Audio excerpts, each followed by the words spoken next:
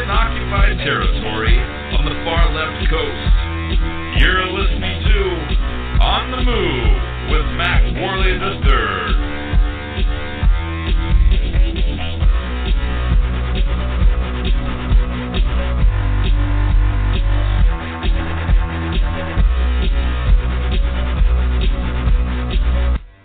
Ladies and gentlemen, boys and girls, patriots and preppers, I am Mack, Worley III, and this is On the Move, the show that attempts to inspire you to stand up for your rights. As I have said before, this is not my show, this is your show, this is your grassroots activism movement. It's the On the Move movement. It cannot function without you, however, it is bigger than one man. I want to thank each and every one of you for your patriotism and for taking the time to get involved today. All right, so if you haven't noticed, we're 26 minutes late as of right now on the show. Everything's going to be pushed back 26 minutes, and I apologize for the inconvenience. We've had some trouble with Blog Talk Radio. There's already a conspiracy theory brewing that the NSA is trying to shut us down. So anyway, today we got a really good show ready for you guys. The date is March 16th, 2014, and we have an action-packed show for you today. Everything's going to be thrown off time-wise, so I can't even tell you, who we're going to have on at what time. But we will have Representative Candidate Stephen Nielsen from the Washington Libertarian Party for District 2, Position 2 on the show today. Later in the show, we're also going to be joined by Dan Sandini of the Daylight Disinfectant. And you can check out his stuff at daylightdisinfectant.com. With that said, we're going to be talking about a bunch of different topics, such as the newest scandal that broke this week with the Central Intelligence Agency spying. They were accused of spying on Congress. So that's a big deal. We're going to be talking about that. I also want to talk about a new attempt from the political correctness crowd to be the word police. We have singer Beyonce. She's leading the charge to ban the use of the word bossy. So we'll be also talking about whatever else comes up. Feel free to call in with your own topics if you'd like to discuss anything. We'll be taking your calls as well as reading your emails. So if you'd like to join the conversation today, please give us a call at 619-924-0986. Again, that is 619-924-0986. Or you can email the show at talk@onthemoveshow.com. And just so you know, if you are listening to this show right now, because we have a lot of confusion with what's going on, if you're a live listener, and, obviously I'm talking to you, so I can't go out and promote the new link for the show, please try to make sure that you promote it yourself. Do it on your Facebook page and all the groups that you can.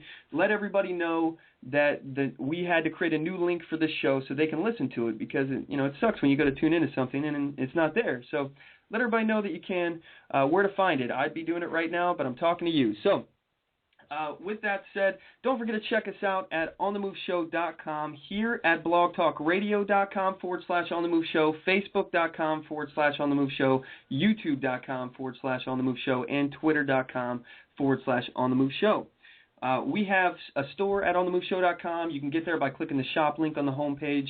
We got hundreds of products for sale in there, ranging from t-shirts to freeze-dried food to books that I recommend reading to bumper stickers and so much more. Your purchases will help make On the Move bigger and better, and we really appreciate your support. That money that we get from that will go back into the program, and it will go to things like getting us better camera equipment, getting us better microphones, things like that. So anyway, I would really appreciate if you guys would check it out and see what we got, because we got a lot of good products on there, and they're made by us for you, so for patriots by patriots.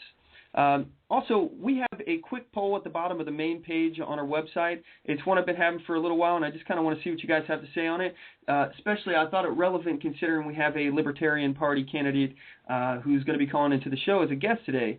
The quick poll says, is it time for a new political party? So is it time for us to shed this two-party system that we have and actually start voting for a third party? The answers you can choose from are yes, no, unsure. So I'm really looking forward to seeing the results of this quick poll.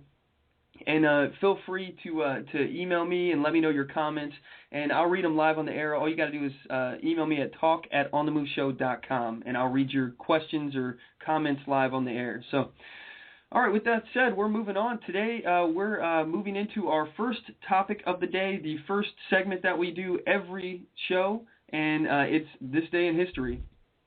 This Day in History. Because people have got to know whether or not their president's a crook. Well, I'm not a crook. Yesterday, what our country can do for you. Mr. Gorbachev teared down this wall. And the people who knock these buildings down. A date which will live in infamy. We shall fight in the fields and in the streets. We shall fight in the hills. We shall never surrender. All right. On March 16th, 1935, that's 79 years ago today, Adolf Hitler decided to break the military terms set by the Treaty of Versailles by ordering the rearming of Germany. According to historylearningsite.co.uk, the Treaty of Versailles was a peace settlement signed after World War I and had ended in 1918. And in the shadow of the Russian Revolution and other events in Russia, the treaty was signed at the vast Versailles Palace near Paris, hence the title, between Germany and the Allies.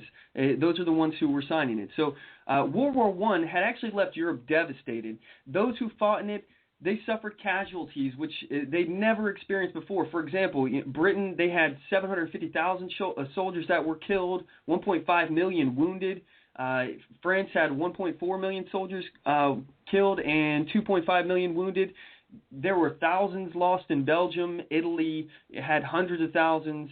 Russia had 1.7 million killed. American soldiers had 116,000 killed. So, I mean, there was a lot of loss. And it's not just on the Allied side. On the other side as well, those who fought against the Allies, they had heavy casualties as well. Germany had 2 million soldiers killed. Austria-Hungary, they lost 1.2 million soldiers. Turkey had 325,000 soldiers killed, and Bulgaria had 100,000 soldiers killed. You know, the total deaths of all nations who fought in the war is thought to have exceeded 8.5 million, with 21 million being wounded. This is genocide on an epic scale. So, alongside with these statistics was the fact that the vast areas in northeast Europe had been reduced to rubble. Flanders and Belgium had been all but destroyed, and with the ancient city of Ypres being devastated, the homes of 750,000 French people were destroyed, and the infrastructure of this region had been severely damaged. And basically there had been a lot of hostility towards the Germans after this. And during the 1918 Spanish flu pandemic, an estimated 25 million people died. And this only added to the feeling of bitterness that ran through Europe. And this anger was primarily directed at Germany. So the treaty was signed on June 28, 1919, after months of argument and negotiation as to what should be contained in this treaty. After agreeing to the armistice in November 1918, the Germans had been convinced that they would be consulted by the Allies on the contents of the treaty. This did not happen, and the Germans were in no position to continue the war as its entire army had been disintegrated. Though this lack of consultation angered them, there was nothing that they can do about it. Therefore, for the first time, German representatives saw the terms of the treaty. It was just weeks before they were due to sign it. And they were angry all throughout Germany when the terms were made public. Many in Germany did not want the treaty signed, but representatives there knew that they had no choice, as Germany was incapable of restarting the war again. In one last gesture of defiance, the captured German naval force held at Scapa Flow, which was north of Scotland, deliberately sank itself. Germany was given two choices: sign the treaty or be invaded by the Allies. They signed the treaty because they really had absolutely no choice. So on March 16, 1935, again, that's 79 years ago today, Adolf Hitler decided to break the military terms set by the Treaty of Versailles by ordering the rearming of Germany. He had public support because Germans felt that they had been coercively placed in this treaty to begin with. They were angry because they hadn't been consulted, and they were forced to sign this basically at the threat of being invaded. So, and obviously they had it coming. So, but of course, we now know that that this was only one of many events that led the world into the Second World War. And I just thought it was kind of fascinating of how that happened. So I hope you guys enjoyed that. We're moving on. If you'd like to join the conversation today, give us a call. The number to the show is 619-924-0986. Again, that is 619-924-0986. Or you can email the show at talk@onthemoveshow.com. So now it's time for my favorite part of the show. It's called The Weekly Defender. And now it's time for the Weekly Defender. You have the right to defend your life, the right to defend your family, and the right to defend your freedom.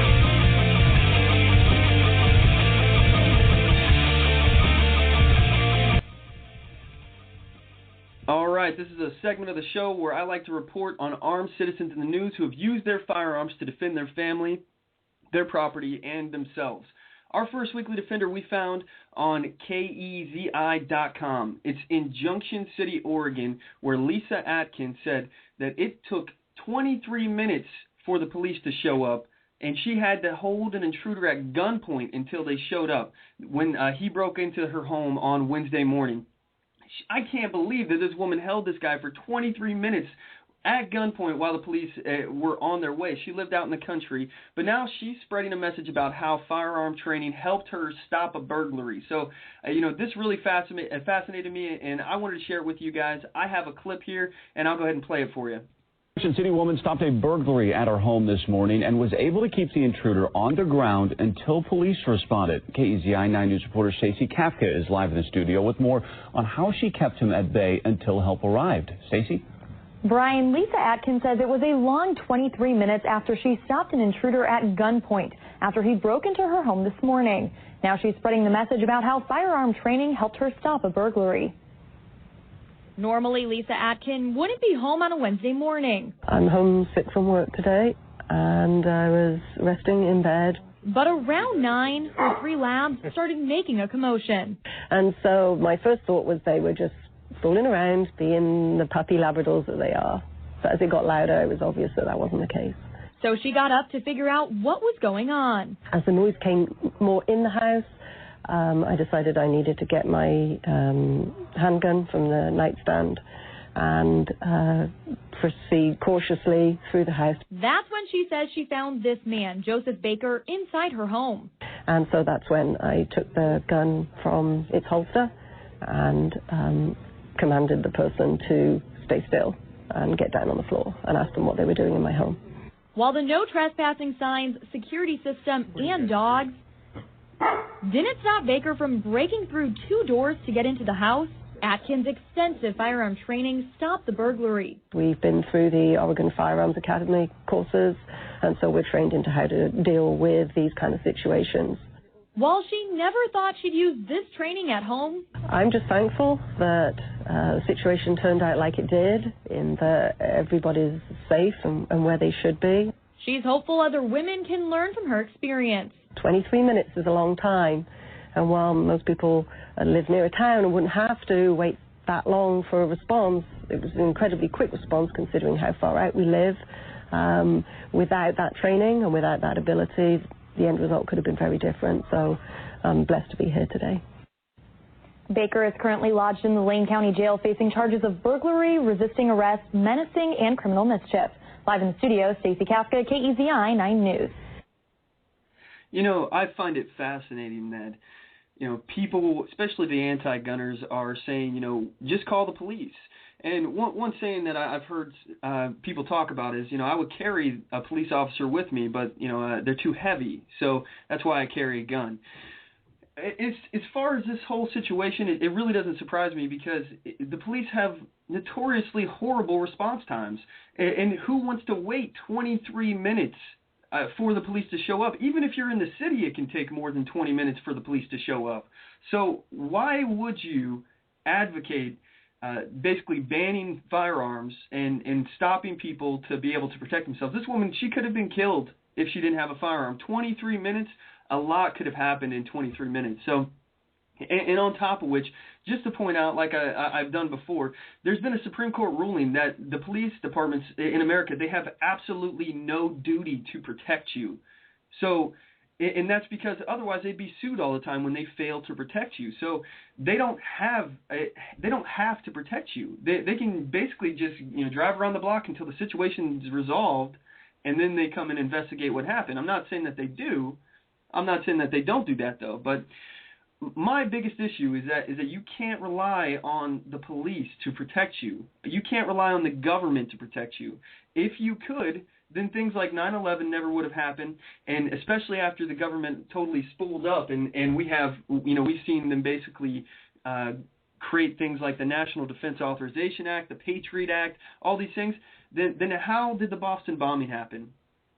If the government could protect you, they would be protecting you, and they're not. And it's because they really don't have any interest in it. They just want to get more power. But I digress. I'm going a little further into the weeds here. Our next weekly defender we found on the Plain Dealer. Everton Mosby, he's age 24. He was approached by two men outside of his home around 2 a.m. They forced Mosby inside the home where they beat him. During the assault, Mosby was able to pull out his concealed firearm. He fired at his attackers, striking both of them. One suspect was pronounced dead at the scene. The second assailant was treated for a gunshot wound to the knee before being placed under arrest. It was reported that the surviving suspect had been previously convicted of charges including breaking and entering, theft, criminal damaging, and felonious assault. And again, that was reported from the Plain Dealer in Cleveland, Ohio on December 18th of 2013. So anyway, I personally love hearing about law-abiding citizens using their firearms to protect themselves. I believe that you have an absolute right to defend your life, to defend your family, and to defend your freedom. We at On the Move, we support your rights, and if you have a story about how you lawfully defended yourself, or you'd like to comment on one of these stories, we'd like to hear from you. Give us a call. The number to the show is 619-924-0986, or you can email the show at talk@onthemoveshow.com. All right, so at this point, we're going to cut to a quick commercial break, and when we get back, we're going to go into a quick segment of the Mack Attack, and we're going to bring on our guest, Steven Nielsen. So stick with us, everybody. I appreciate it.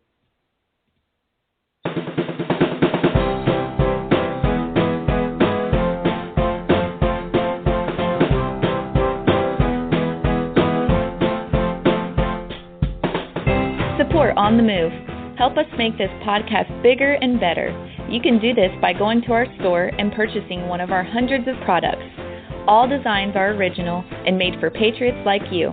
Just go to cafepress.com/onthemoveshow. We appreciate your support. Need design services? Logo design for $90, business cards, brochures, bumper stickers, signs, flyers, promotional products such as mugs, pins, bags, keychains, magnets, and so much more. Contact LaTasha Worley for a quote on your next project at Tasha, Tosha, at lworleyphotography.com today, or visit me on the web at lworleyphotography.com, and on Facebook at facebook.com/lworleyphotography, and on Twitter at twitter.com/Tasha Worley. Show your support for a designer who believes in the Constitution and your rights.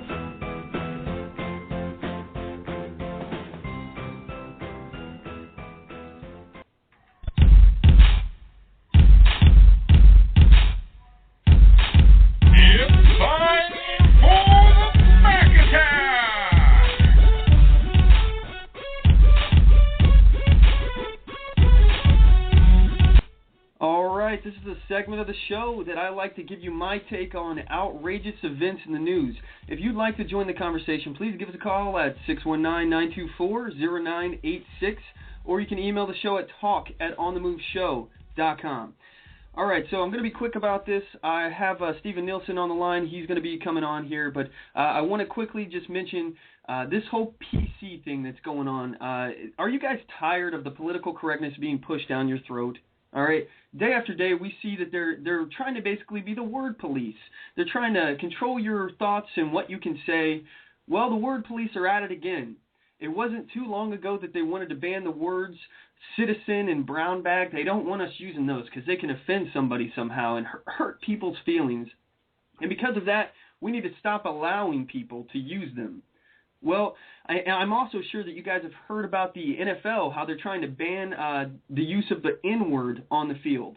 And, there's no mention whatsoever of other offensive words being banned, just the N-word. That's kind of messed up, right? Not that I want them to ban more words, but why is there's some kind of special protection for just this one word? Well, like I said, they're at it again. Now they're trying to ban the word bossy. This campaign to ban bossy is joined by former Secretary of State Condoleezza Rice, singer Beyonce, actress Jennifer Gardner, actress Jane Lynch of the show Glee, former princess turned fashion designer, turned fashion designer Diane von Furstenberg, NASCAR champion Jimmy Johnson, U.S. Secretary of Education Arnie Duncan, CEO of the Girl Scouts of America Anne Marie Chavez, and founder of Lean In, Sheryl Sandberg. So I got the clip for this campaign to ban the word bossy. And you guys listen to this. What do you think? This is Ban Bossy. Take one. Pushy. Stubborn. Pushy. Stubborn. Bossy. When I was growing up, I was called bossy. I think the word bossy is just a squasher. Being labeled something matters. By middle school, girls are less interested in leadership than boys. And that's because they worry about being called bossy. We need to tell them it's okay to be ambitious. We need to help them lean in. Words matter. Let's just ban the word bossy. And encourage girls to lead. To be strong and be ambitious. Listen to your own voice. There are no limits. Dare to be you. You can change the world. Let's ban bossy. Be brave. Be you. Ban bossy. Join us to ban bossy. I'm not bossy. I'm the boss. Encourage girls to lead. Take the pledge at banbossy.com. Does that sound like propaganda to you? It does to me. Anyway, so I'm going to bring Mr. Stephen Nielsen here on the line here. Are you there, sir? Yes, I am. Thank you for having me. Oh, thanks for coming on. So what are your thoughts on that? I know I just kind of blindsided you with that one. I didn't mean to do that, but I'm trying to squeeze everything in today. So what are your thoughts on the ban bossy thing? No, absolutely. I'm the father of 3 daughters, and I don't need a government initiative to tell me how to raise my daughters to be strong, independent women, leaders in the house, in the community. I instead lead by example. They come out to political events with me. They hand out business cards. They talk to people. And my oldest daughter is 6 years old, and she's asking folks about what is freedom, what is the government, what do you do? So I'm raising strong women, and I think it's funny that they believe that if they ban a word, then it's going to somehow inspire pride in these women. What we need to do is we need to take our daughters, and I'm perfect examples. I've got 3 of them, and show them how to be leaders in the community and how to be involved and what that means to them. If we take a little bit more personal responsibility in raising our daughters, we wouldn't need to have words like bossy banned. This is ridiculous. Absolutely. Well said. One thing that I like to actually look at this situation, it reminds me very, very much of fascism, because one of the very first things that they've done is they've shut down. They're trying to shut down free speech, and that was the very first thing that fascists did. And I've said it so many times before in the past. I do not believe in censorship. I think censorship is never the answer. I've said it before. The answer to speech that you don't like is more speech, debate, not censorship. And I think this campaign only serves to reaffirm to girls that if someone calls them bossy, that it actually is negative. If they didn't care about it before, they sure are going to care about it now, because they have Beyonce telling them that it's a big deal, and this campaign's made it a big deal. My personal philosophy is basically, honestly, who cares? If somebody said something that hurt your feelings, boo freaking who, toughen up. It's a tough world out there, and you can't go around getting offended and just crumbling every time somebody says something that you don't like. And don't get me wrong, it's okay to get offended, but to try to stop pursuing your dreams or to not take some kind of leadership position because you're afraid of what people think, I mean, honestly, come on, get real, right? Exactly. If I crumbled up and cried in the corner every time that somebody gave me a hard time, I'd still be, sucking my thumb behind a garbage can in 7th grade, watching the big kids run by. Whether you are, male, female, where you're at in life, what your disposition is, we just need to understand, standing up and speaking for yourself, advocating for yourself, for those around you, that's the way to do it. And when the government steps in and says, we're going to ban this, we're going to ban that, like you said, it's fascism, it's the wrong direction, and it definitely sends the wrong message to young ladies, girls, and women, it definitely bothers me as a father of 3 daughters.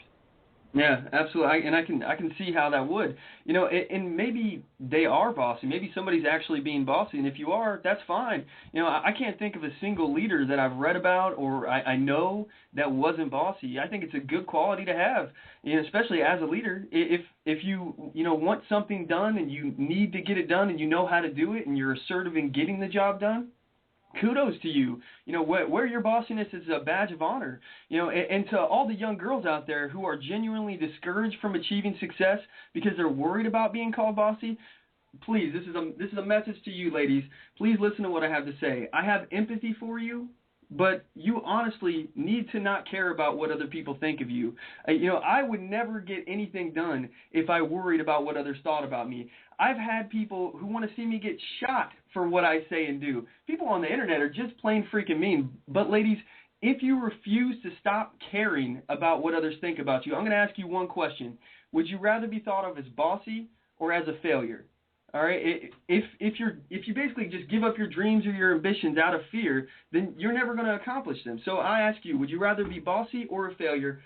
Email the show at talk@onthemoveshow.com or give us a call 619-924-0986. And with that said, I would like to reintroduce you, Stephen, here. I'd like you to give you a chance to talk about yourself and explain, who you are, where you come from and everything, and why people should get out and vote for you when it's time. So. Yeah, perfect. Thanks. I actually do appreciate the off the wall question there. It did catch me off guard, but like I said, as a father of 3 daughters, it really comes down to how are we raising our children, our little boys and our little girls. I can't wait to field a couple of questions from some of the ladies out there and see what their opinion is on that.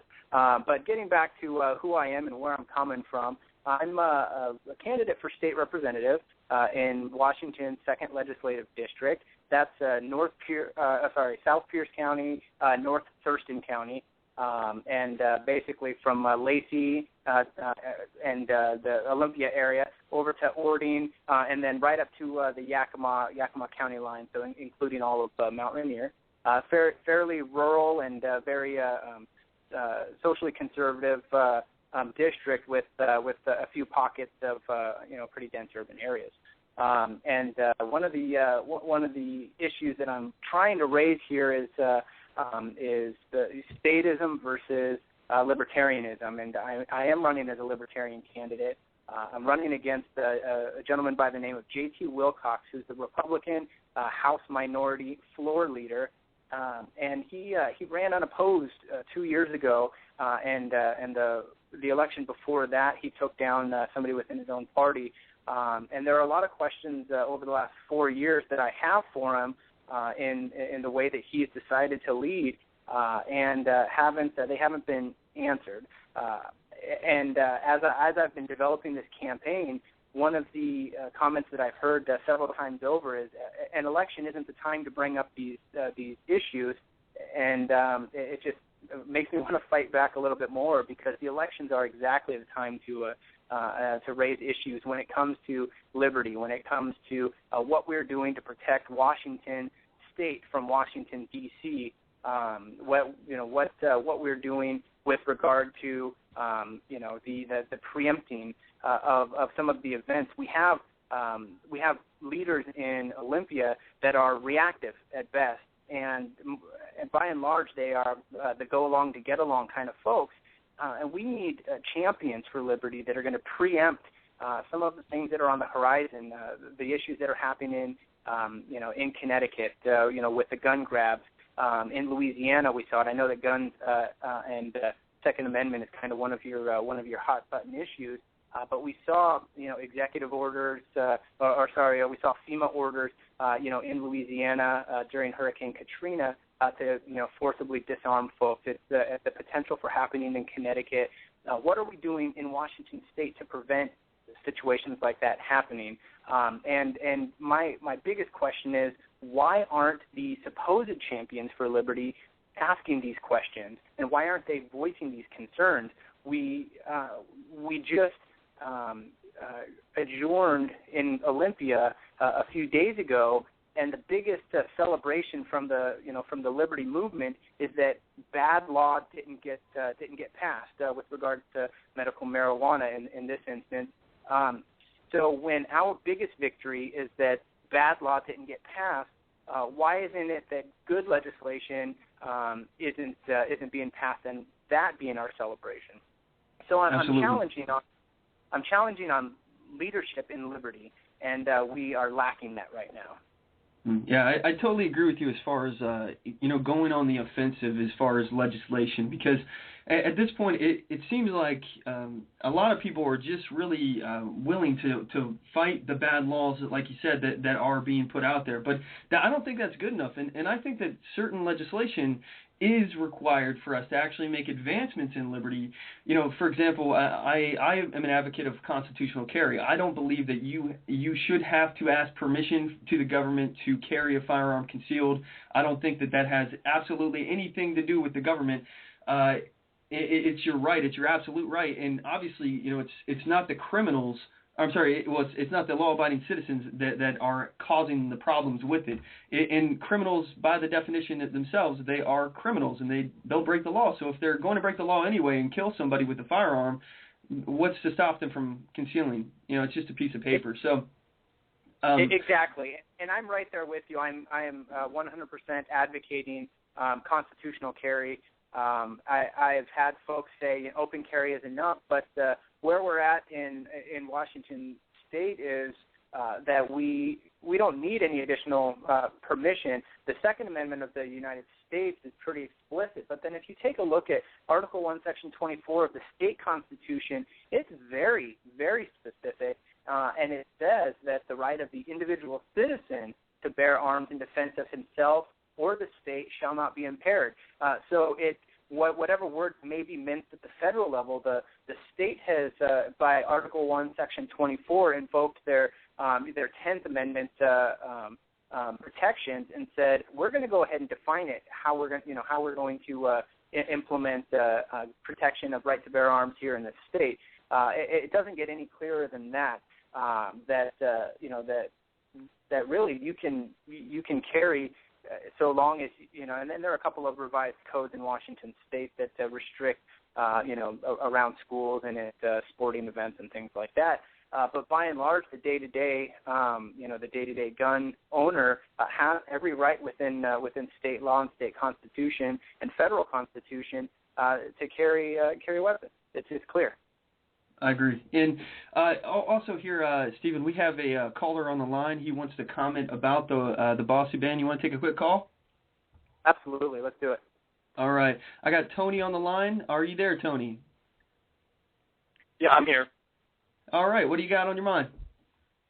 I think it's amazing that Beyonce and several of the women leaders that are prolific in government as well as actors, actresses, are complaining about a word that is not a negative as we use it in our daily life, leader. And to me, it's an absolute travesty, and it's just, to me, I really think it's a smoke and mirror for something else.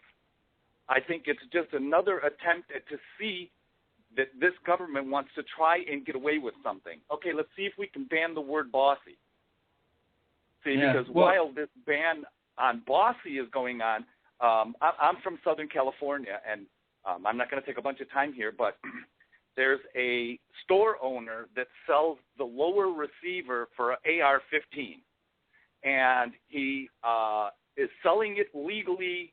It's been purchased legally, and it is up to the ATF standards. But because when the manufacturer of said receiver put little indentations where the customer could drill the part to make it an AR-15, the ATF went into the store and said, we want all your lower receivers. the store owner, whom I know I'm 6 miles away from the guy, the store owner agreed to cough up the remaining receivers. However, he would not cough up his customer list. So he got a restraining order over the ATF. This was last Thursday. Mm-hmm. Saturday, the ATF broke into his store and searched it.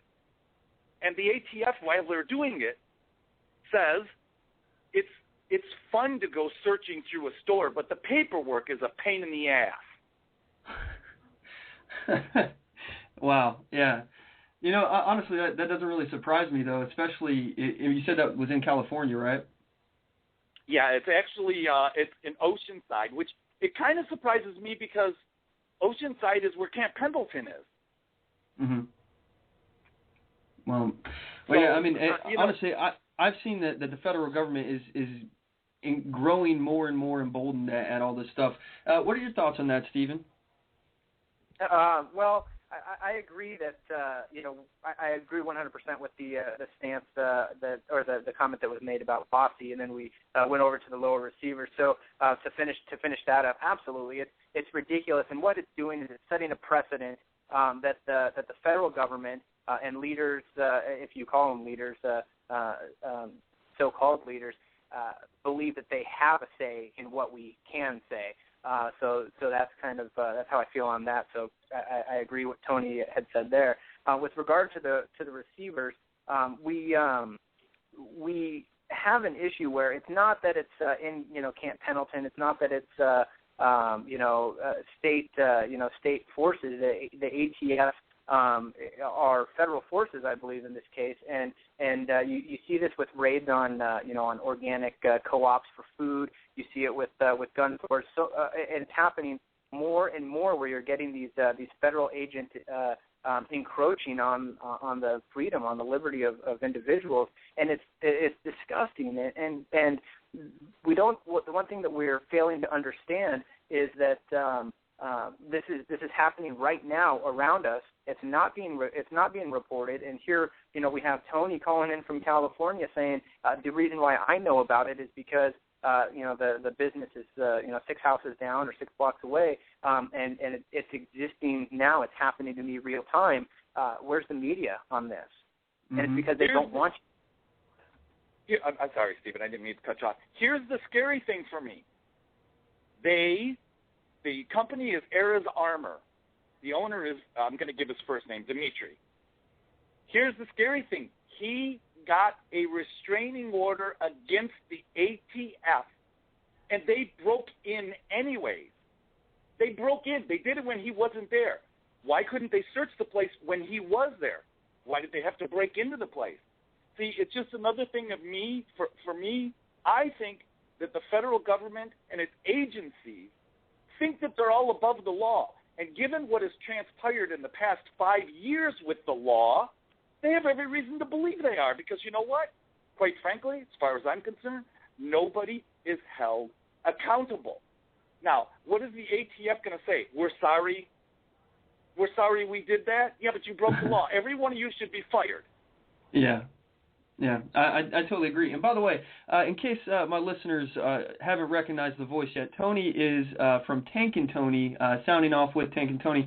Hey, Tony, do you want to plug your website real quick and any information so my listeners can find you guys?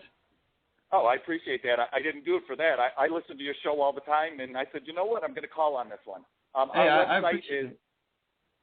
Our website is Sounding Off with Tank and Tony, and our radio show is also on Blog Talk. It's on Friday night at 6 o'clock Pacific.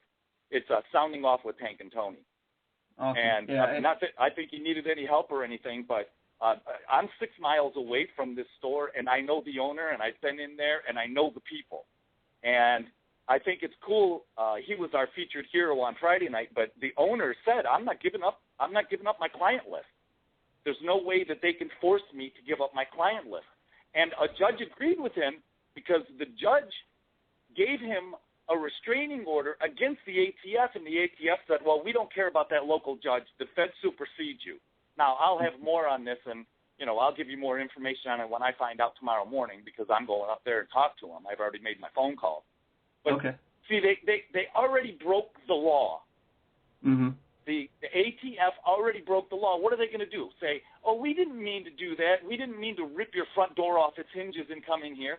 We didn't mean to laugh while we were searching your place. Is that what's going to happen? Yeah, that's all I got. I'm sorry. I don't want to, I know you got a candidate on there, and I appreciate you taking the call, Mack. Oh, no worries, Tony, and I appreciate you calling in. I like I said, I'm happy to promote your stuff as well. So, I want my listeners to go check you guys out because I'm a listener of your show. I'm a big fan. So it's a thrill every time you guys call into the show. It's awesome. So, and I totally agree with what you're saying as far as the ban on, or I'm sorry, not the ban, them trying to basically just steal this information and they're breaking laws. It's becoming a lawless society now, and in my opinion, it's the fault of the federal government. And we see that with them changing federal laws like Obamacare, where they're just unilaterally changing things without any kind of constitutional authority. They're breaking the Constitution, and that if they're going to break the Constitution, it doesn't surprise me that they're going to break a restraining order or other laws, because to them those are just pieces of paper. The Constitution is just a piece of paper to these people, and they don't care about it, and they see that they can get away with basically just usurping all this power and going around the law, and nothing happens to them. So it doesn't surprise me, and it's not going to surprise me if it continues to happen. What will surprise me is that no one stops it. There's no impeachment process. No one goes to jail. I don't feel like I'm alone when I say that I'm fed up with this kind of crap. And I know that other people out there are fed up. So when is it going to come to that point? Yeah. Well, here's the thing. You brought up a point earlier in the show that where is the media? Why isn't the media getting involved? Why isn't somebody? I mean, look, LA's up the road from me. San Diego's down the road from me. I'm actually between LA and San Diego. That's like 20 million people. And nobody in the media says, hey, we need to go over and check this out and ask some questions, because it's against the law for him to do it, the ATF being the him. I mean, it's bad enough, there's people there. It's bad enough that I'm going, hey, this is BS. What's going on, people? And quite frankly, if I was one of those names on that 5,000, and I would not be that name on there because I would pay cash, and I'm sorry, you can't have my name and number. I'm not doing business that way.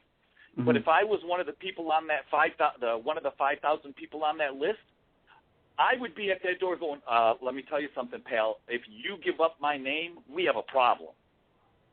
Nothing against the store owner, because he could wind up being subpoenaed into a federal court and having to cough up his client list, because there's no expected right of privacy in that sector. Yeah, well, it's rare for us to see people to take a stand like that, and I'm really happy that he is actually standing up for what's right. I appreciate you giving us a call in, Tony. We're going to cut to a quick commercial break, and when we come back, we'll have more with Stephen Nielsen. Thanks again for calling in, Tony. All right, thanks, Mack. All righty. All right, so we'll be right back after about 1:30. Don't go anywhere.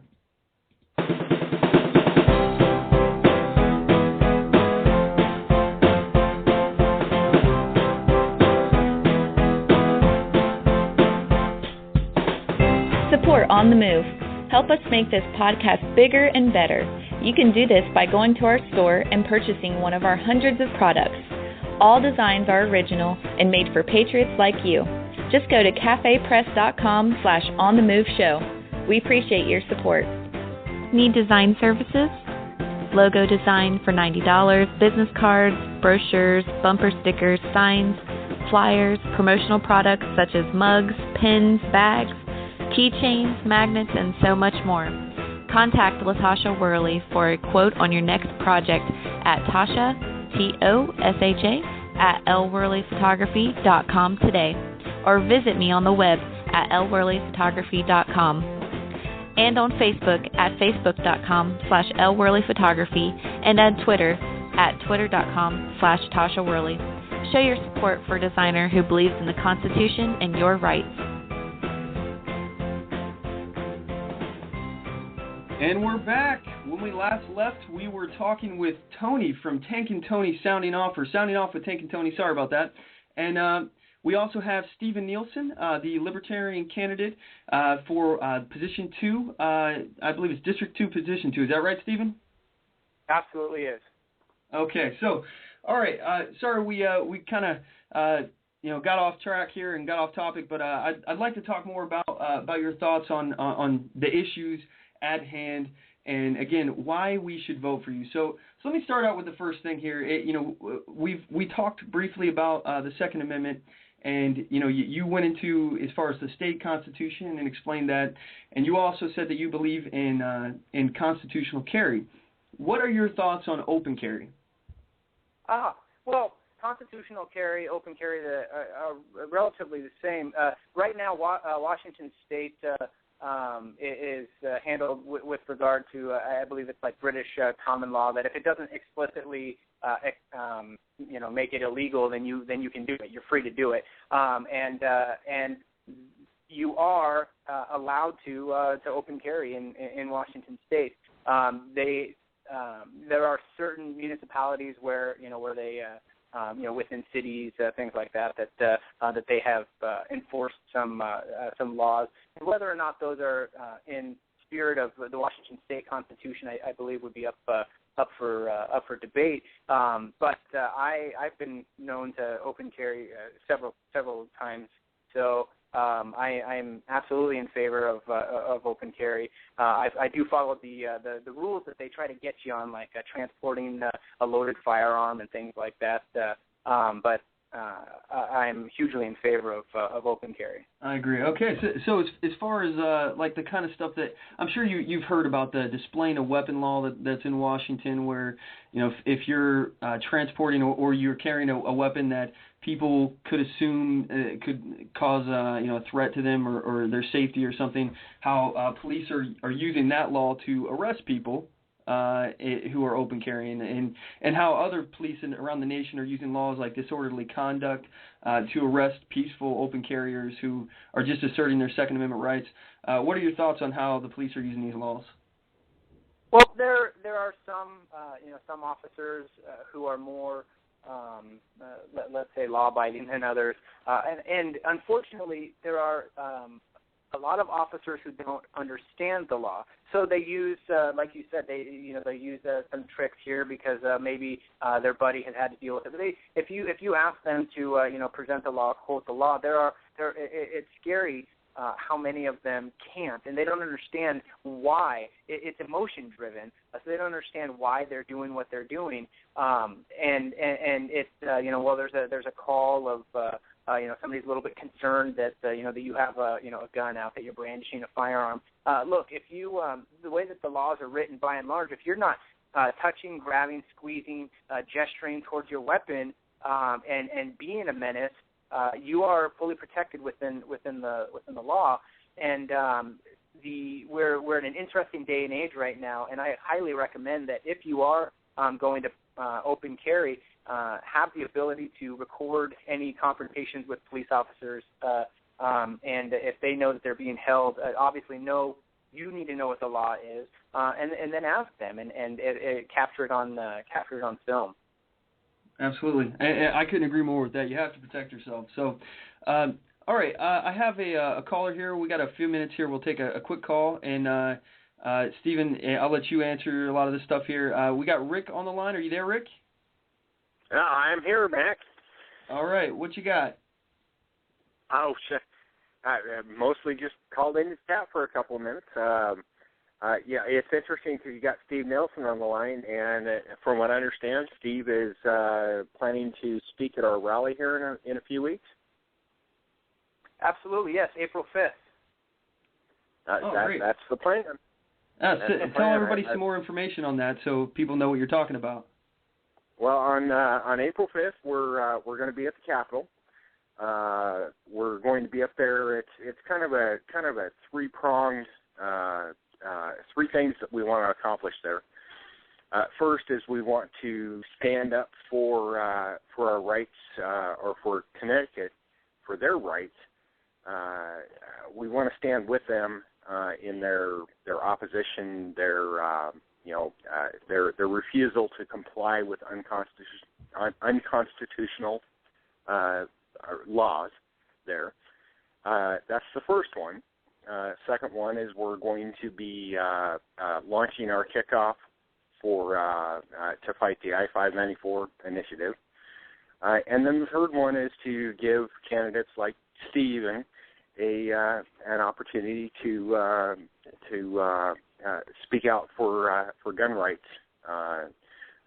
as they run for their positions here in November. So. Yeah, okay, and so I'd like to jump in on that. There are two things. So first of all, yes, I'm extremely excited to get an opportunity to address a fellow gun rights activist, and you're going to hear these words from my campaign over and over again, because I believe them from the center of my soul here, that the people deserve unfettered access to modern arms, not hunting rifles only, but to modern arms and plentiful ammunition and any other tools that we deem necessary to protect our person and our property. And that is, thankfully, is very explicit in Washington State Constitution, but it goes beyond Washington State. The people have that natural right to defend themselves, period. And we need modern arms and access to ammunition. And right now, that's what's being challenged. We can have our muskets, so you go ahead, let the people eat cake, sort of a thing. But really, we need access to modern arms. We need access to the ammunition for those arms, not just for the protection of ourselves, but if it came down to it, the protection of the state from all enemies, foreign and domestic. And we need to be able to stand up and defend with our very livelihood, like World War II times. We'll fight them on the streets, we'll fight them on the seas, we'll fight them in the air. The people who are fighting, that's us, that's you and me. And then to change it to Connecticut, the main issue that I see with Connecticut is a very scary one, and it's a precedent that was set previously. There's a celebration that's happening in Connecticut that the state state troopers and state police are refusing to enforce the law of confiscation. They are not going to be the ones to enforce it. It's going to be Homeland Security. It's going to be guards from other states. It's going to be people who don't know your neighbor, which is why the state troopers aren't going to be disarming their neighbors and their brothers and their cousins. They're going to bring in folks from outside of the state, and it's going to be potentially bloody. They did the exact same thing under orders of FEMA in Katrina. So you're going to see not the state troopers. So we may be celebrating that the state troopers are standing up and saying, no, thank you. It's not going to be them who are going to be used as the force to disarm. Yeah, I definitely agree with that. Hey, Rick, where can people find out more information about your group and more information on this event that's taking place on the 5th of April so that they can attend? The easiest is probably going to be to go to Facebook and just search for Gun Rights Coalition. Okay. Do you guys have a website or a Facebook account or? We do. Gunrightscoalition.org. And I'm not. I need to make sure that there's actually a link to the Facebook page on that. Gunrightscoalition.org is the website. Haven't done much with it in the last couple of weeks, but we do have the website, and it's you can get to you can check with Second Amendment Foundation, Oath Keepers, Lewis County Oath Keepers. There's 2 or 3 Tea Party groups up around the Seattle area. Free Voices United. Several groups now that we have involved. Any of those groups will be able to get you to the coalition and then to the event. What we're trying to do with this particular event is this is going to be kind of our first big event with all of these groups that we've united together, and therefore we're trying to kind of flex our muscles, so to speak, as a coalition, as opposed to all these individual groups that are all over the place. We're trying to take all those groups, put them together, and create one powerful force that we can go out there with. So great, that's awesome. Yeah, and that's honestly that's one thing I'm super excited about is bringing people together, networking us all together. I appreciate you giving us a call in, Rick, and everybody make sure you check out his stuff. And I'm part of Free Voices United and the Gun Rights Coalition, so everybody. I hope you guys go to the event because I'm going to be there on the 5th, and I hope to see you all there. So thanks for calling in, Rick. I appreciate it. And we're going to have some more with Steven Nielsen when we come back from this break. I have some listeners that are calling in here, and I got some emails for you, Steve. So we'll be right back in about 1:30. Don't go anywhere, everybody.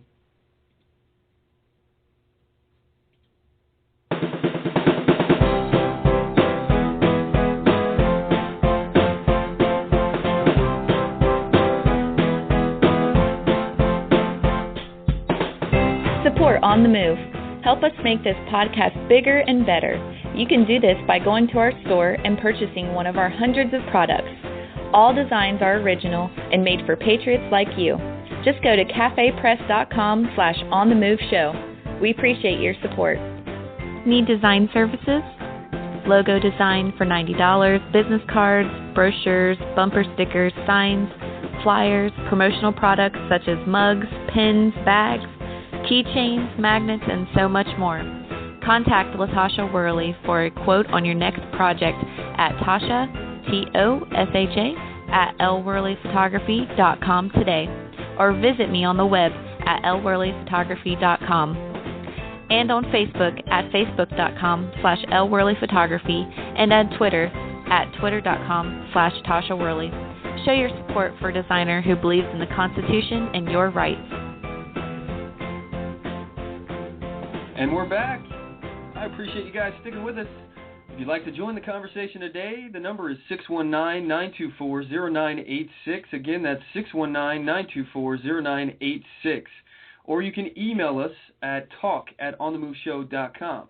I have Steven Nielsen. He's a Libertarian Party candidate, and he is here to basically talk about what he stands for, why you should vote for him. We've been talking about a whole slew of topics today. We've been talking about the Second Amendment, and we've got some more things that are on the agenda that I'd like to ask him.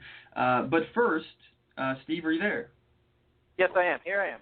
Okay, I got a email here from Zach Banks, and he asks, given the recent debacles of Big Bertha, 520 Bridge, and the Columbia River crossing, I would like to ask Mr. Nielsen how we can reduce transportation spending, particularly in the area of cost overruns. Absolutely. That's a great question, so thank you, Zach, for asking it. Traffic in Washington State and the way that they've dealt with it, let's just go ahead and say it's incompetent to the point of neglect. The issue with Bertha is just on the top of the surface. If you think about what they're trying to do with Bertha, they're trying to fix some pretty catastrophic situations that were brought on by the 2001 Nisqually earthquake, where the viaduct was pretty much damaged beyond long-term the long-term life of. And it took them 10 years to really make a decision on what they were going to do. And in that 10 years, they wasted billions and billions of dollars. So what we need to do moving forward is we need to decentralize the way the decisions with regard to traffic. And I've got a lot of this information on my website, stevennielsen.com, for how we're going to or how we need to handle. How we need to handle traffic issues, but I believe the end goal is a pay-to-play system, and this is largely supported by libertarians, where whether it's privatization or local jurisdictional control over the roads in the area, we take the decisions away from the central committees where they're wasting money, where they don't have a vested interest in the communities that the traffic projects are impacting, and we allow the decision, the funding, and the work to be done locally. It'll increase the time, decrease the time, increase the product viability, and better serve our communities, because we understand what our local needs are, as opposed to these centralized groups. All right. Well, we have a caller here. Do you want to take another caller, Steve? Sure thing. Okay, we got Steve on the line. He's with a cannabis association. Is that correct, Steve?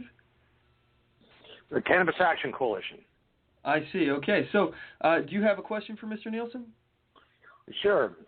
You're probably aware of the fight we've just had with the legislature over the last 3 months trying to get rid of medical in favor of I-502 and the Liquor Control Board. What's your position on that? It looks like we finally won. We finally wore them down, and we won right before midnight at the close of the session. But they were really trying to eliminate medical in favor of a business model that hasn't even shown that it can work yet. Exactly, and the unfortunate thing is that we're celebrating a victory because bad law didn't happen. Well, what failed to also happen is any good legislation associated with this. So we have a group of folks who still exist in fear of the federal government. What's going to happen? What does it mean in Washington State to have medical marijuana, to have recreational marijuana? Where is the legal standing now? So without the protection of the laws and the regulation to at least say this is the way we're going to handle it, I believe that we're still exposed. So it's a half-hearted victory, and I think what we need is principled leaders, champions in Olympia that are going to stand up and say, we need to stop trying to push, bad legislation, and let's get some good legislation in. And so I'm hoping to work with the CAC throughout my campaign, and once I'm elected, to really put forward some positive and working legislation to solve that problem, to protect the citizens of Washington from the federal government, who is only out of the state because the Justice Department has decided not to enforce laws. It's still federally. We have good legislation.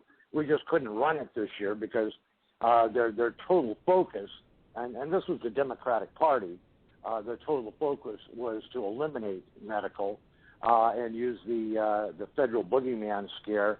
Look, if the feds wanted to come in here and shut down medical marijuana, we've seen them use a very simple tactic, which means they just send DEA letters out to 20 different dispensaries telling them to close. It doesn't even cost them the price of postage, and they close down. So if there was, in fact, a federal threat, the feds should have done something to prove that that was really the case. But all they wanted to do was an excuse, a boogeyman, to say that this was the reason they needed to stop medical cannabis in the state of Washington. That had nothing to do with that. It was all about getting the tax money out of patients. Exactly, and that's what it is. It comes down to money. They have a working model in Colorado, for better or worse. We still, because we have failed leadership here in Washington State, we're left fighting bad legislation instead of supporting good legislation. So it's my hope, Steve, that you and I get to work together throughout the remainder of the campaign, and as I spend my time in Olympia, to really support good legislation going forward. I'm excited to work with you guys on that. Okay. Well, I'll be speaking at the convention, so we'll get a chance to meet. And we're also trying to protect our gun rights. I was shot in 2010 by home invaders, and I could have easily been killed. And if I'm not allowed to have a firearm, if I lose my Second Amendment rights simply because I'm a patient, do I have to die for that? Simply because I choose a different medication than maybe someone else does? We have to solve a lot of these problems, and we think we have some very, very good solutions for doing this. We want to unschedule marijuana in the state of Washington, and if we unschedule marijuana in the state of Washington, we can literally force the feds to take it out of Schedule 1, which also solves the banking issues. It solves a number of different issues. But we'll be happy to talk to you about that whenever you get a chance. Hey, Steve, what convention? What convention are you guys talking about? Just so my listeners know and they can attend if they're interested. Yeah, the Libertarian State Party convention is on May 31st in SeaTac at the DoubleTree. You can go to lpwa.org and sign up there. There's Governor Gary Johnson will be in attendance, as well as several leaders from around the state and the nation speaking on liberty issues. So lpwa.org. And go ahead and sign up. Tickets are limited. I believe we've got 250 total, and we're about halfway through those. So there we go. All right. Well, great. I appreciate you calling in, Steve. And at this point, I have another segment here that I would like to talk about here. Another topic for you, Steve, Mr. Steven Nielsen. There, I know there's two Steves on the line there. But what are your thoughts on this whole CIA spying on Congress thing, the scandal that has recently happened, and how Dianne Feinstein has been outraged with it? I actually have a clip here real quick. I'll go ahead and play it for you real fast. And then I'd like to hear your thoughts on it. So 1 second. Without prior notification or approval, CIA personnel had conducted a search. That was John Brennan's word, of the committee computers at the off-site facility. This search involved not only a search of documents provided by the committee, by the CIA, but also a search of the standalone and walled-off committee network drives containing the committee's own internal work product and communications. Based on what Director Brennan has informed us, I have grave concerns that the CIA's search may well have violated the separation of powers principles embodied in the United States Constitution. Our staff involved in this matter have the appropriate clearances, handled this sensitive material according to established procedures and practice to protect classified information, and were provided access to the Panetta review by the CIA itself. As a result, there is no legitimate reason to allege to the Justice Department that Senate staff may have committed a crime. I view the Acting Consul General's referral as a potential effort to intimidate this staff, and I am not taking it lightly. Okay, so that was Dianne Feinstein talking about the CIA spying on Congress as they're trying to basically provide oversight for the CIA. So, Mr. Nielsen, what are your thoughts on that? Oh, man, that medicine tastes pretty bitter, doesn't it, Miss Feinstein? That's pretty funny. Yeah, exactly. What more can I say on that? They come out and they say, you've got nothing, nothing to worry about if you got nothing to hide. There's no issue that they have with spying on Americans, be it wiretapping, drone surveillance, checkpoints, DHS, Homeland Security, federal police officers monitoring our streets, our businesses, FCC regulation by this new watchdog group that's going to be in. But then you start doing the same sort of policy toward Congress, and suddenly we have a problem. I think it's funny they're getting a taste of their own medicine. Yeah, I think it's hilarious, especially considering Dianne Feinstein has been avidly defending the NSA spying on American citizens. Let me ask you, Stephen, what is your thoughts on Edward Snowden? Do you think he's a hero? You think he's a traitor? What are your thoughts? Along the same lines, I fielded this question several times before. We have to be whistleblowers against anything that we see that's wrong. We're taught to, if we see something, say something, but that's meant to target our neighbors. Very 1984-esque. If you see your neighbors doing something wrong, if you see your neighbors, rebelling, if you will, against the orders of the federal government, then you're supposed to say something. But when we identify that the federal government is doing something wrong, we're supposed to remain silent. So whether or not I believe that he is a hero or a zero, I think that he did the right thing, and it's unfortunate that the United States government is so vehemently attacking a citizen for doing the right thing, upholding his oath to protect and defend the Constitution of the United States. This has been a long time coming, and he actually changed the entire playing field around the world by outing what the U.S. government was actually doing, and it's very dangerous what they're doing. So I would have to say that he's a hero. So would you support him getting clemency? Absolutely. I believe that the federal government needs to cease and desist any actions against Mr. Snowden. Okay, yeah, and you know what? I definitely agree with that as well. I actually have a clip here of Dianne Feinstein talking about the NSA spying and how she's defending it, and I'd like to make some comments on it afterwards. So I'm going to play the clip real quick. We'll be right back. So Edward Snowden, whatever you think of him, he leaks these documents, he leaks the information about these programs. And Senator Feinstein, there's a big hue and cry and a big debate, but basically the president says that these programs are here to stay. And critics of the speech, as I've been reading them, seem to say very little will change. Barton Gellman writes about it in the Washington Post, and here's what he says. Obama placed restrictions on access to domestic phone records collected by the National Security Agency, but the changes he announced will allow it to continue or expand the collection of personal data from billions of people around the world, Americans and foreign citizens alike. It doesn't seem like a lot of privacy protection.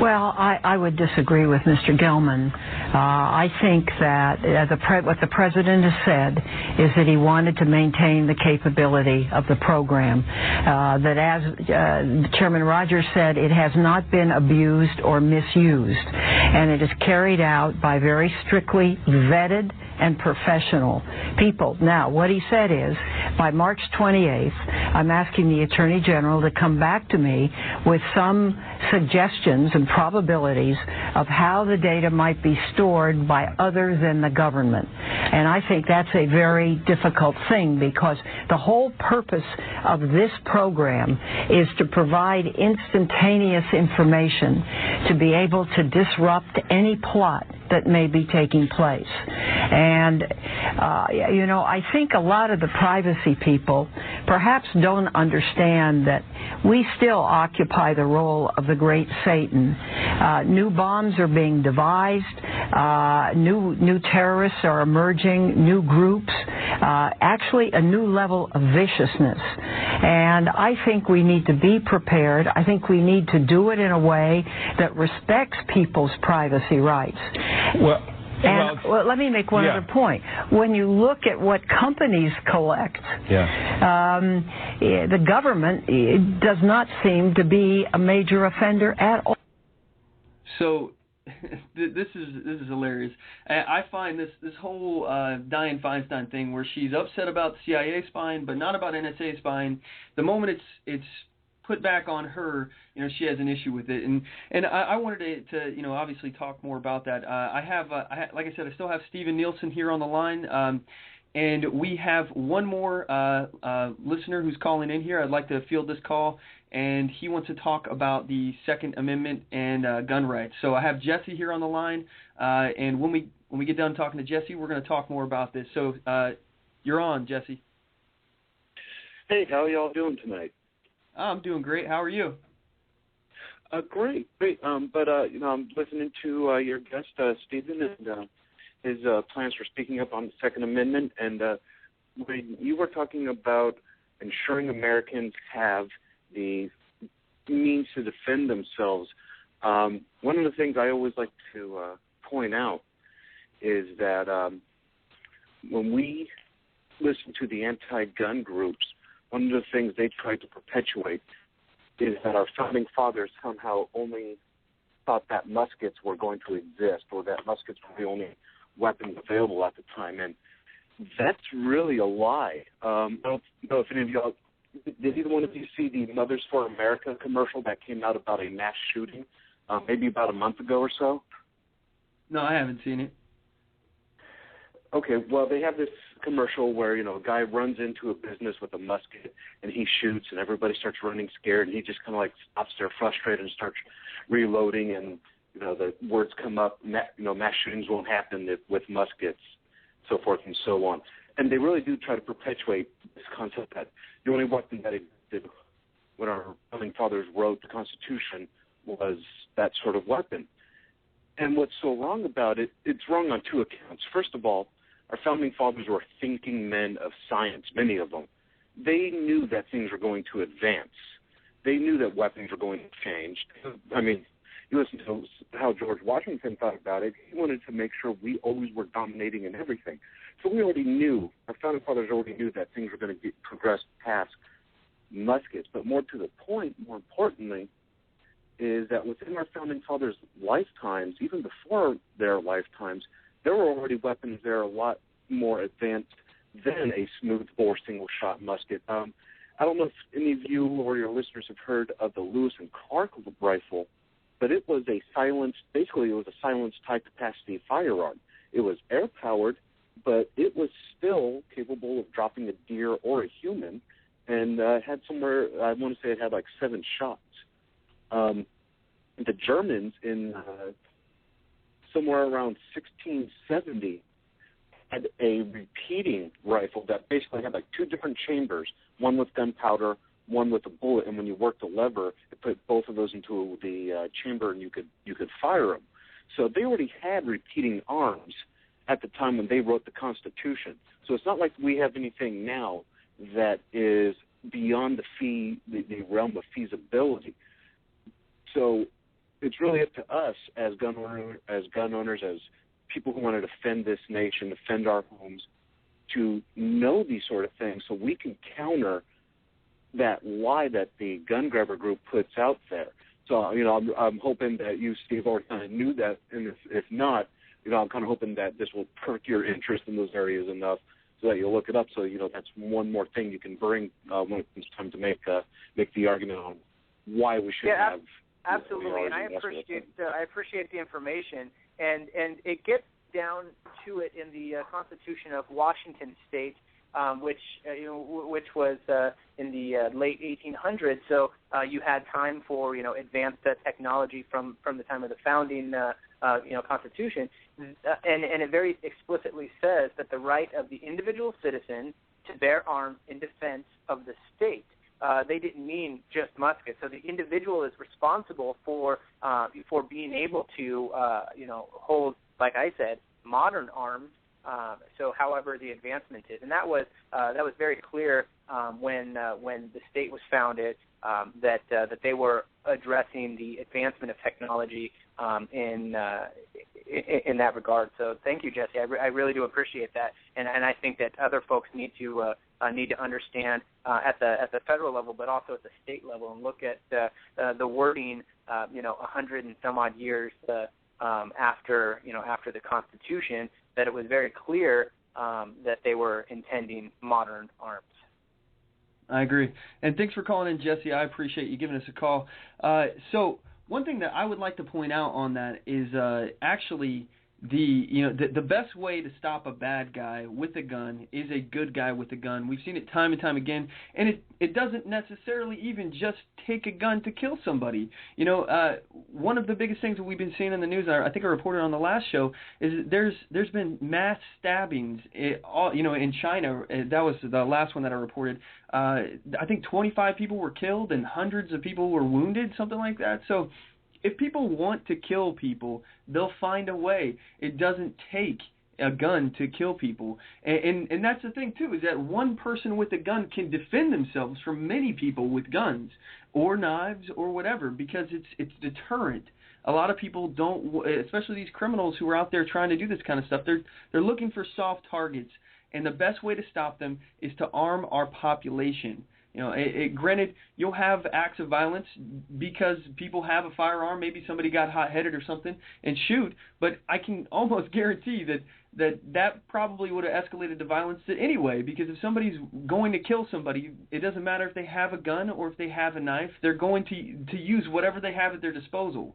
So I think the biggest threat to our society is disarming people and making it so that they can't protect and defend themselves. And I'm pretty sure, based on what we've talked about tonight, Stephen, that you would agree with me on that. Absolutely. The United States has a horrible track record of disarming citizens.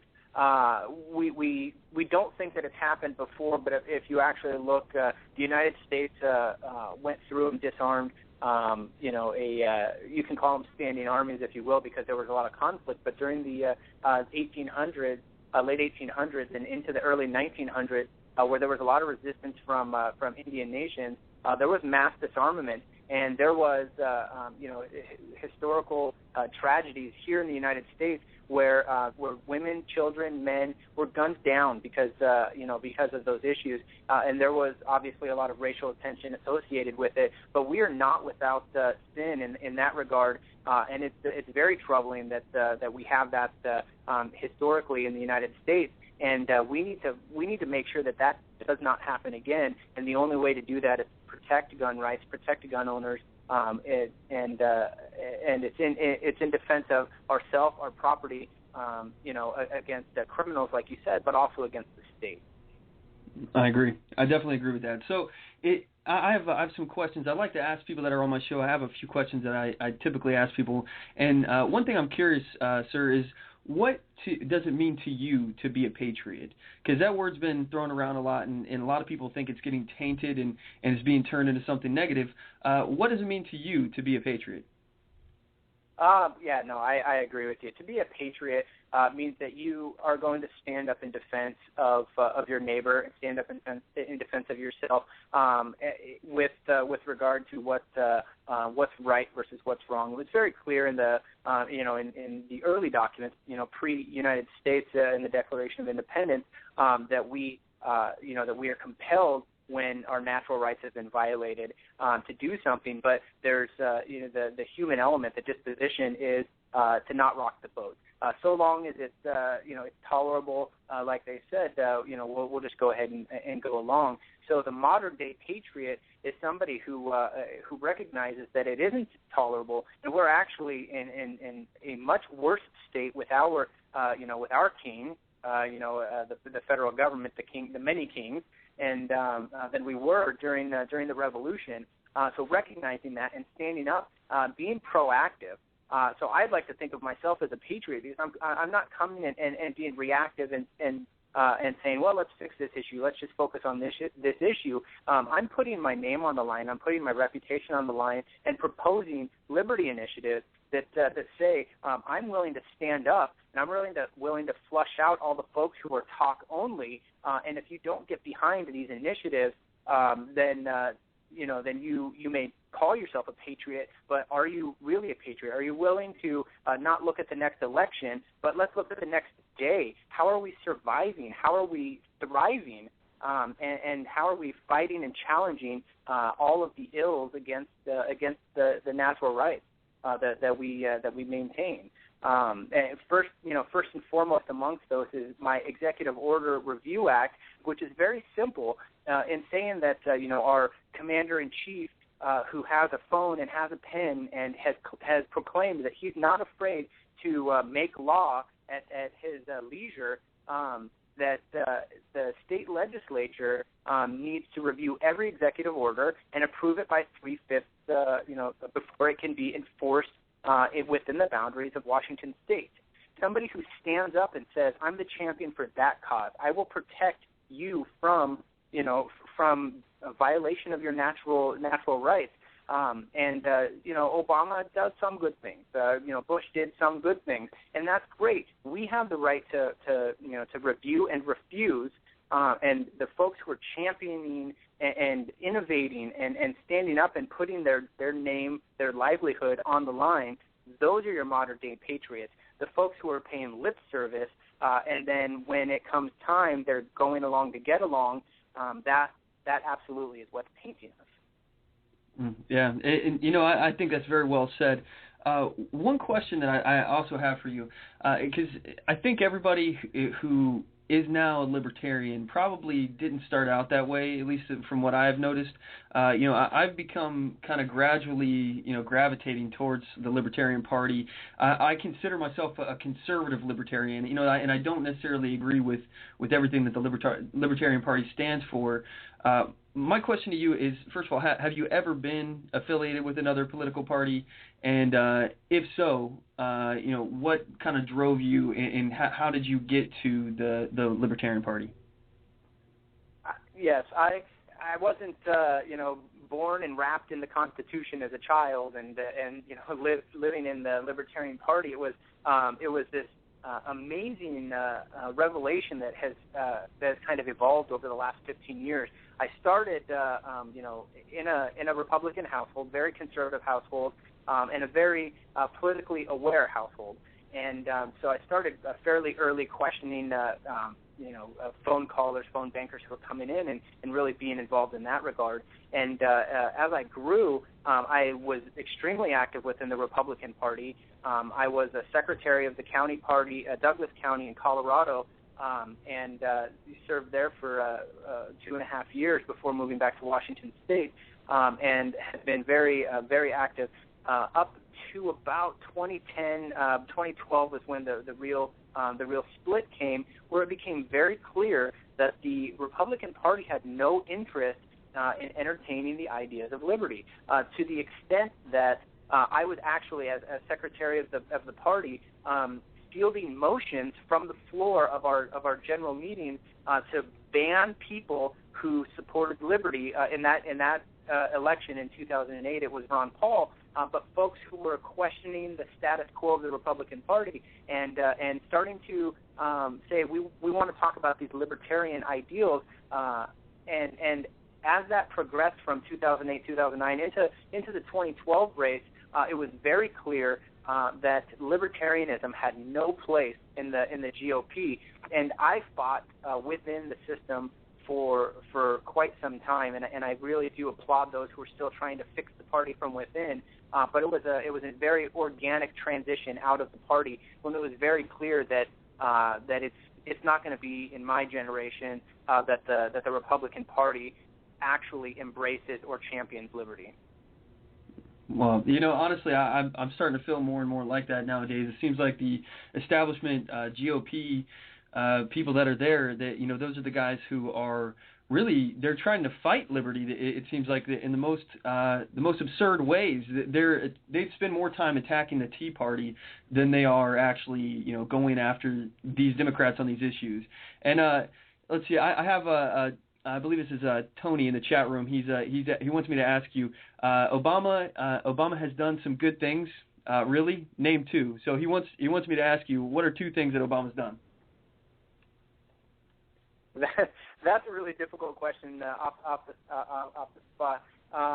He has said that he wasn't going to enforce drug laws, so he has effectively put on hold to some extent the war on drugs, and that has allowed states like Colorado and Washington to try to set up the legal the legal regulation of the medical aspect of it and the recreational portion of it.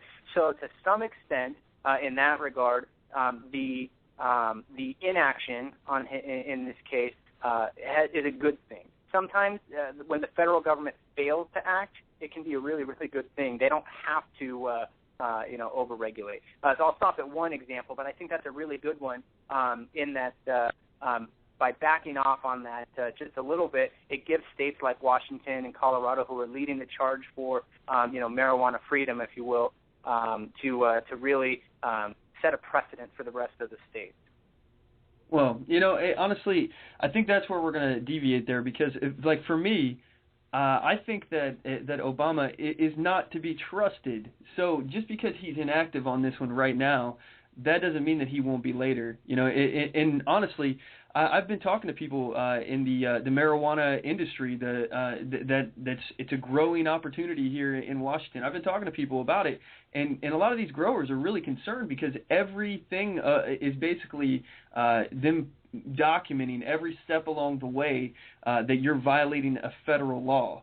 So just because they're not doing anything right now, they could be giving these growers all the rope they need to hang themselves, because once the federal government does decide to act, then they have all this information on you proving that you grew this at this time, you used this fertilizer, you transported it in that truck, and you signed along everything. You gave up your Fourth and your Fifth Amendment rights every step along the way. And we see that our president will lie straight to our face when he says, if you like your health care plan, you can keep it.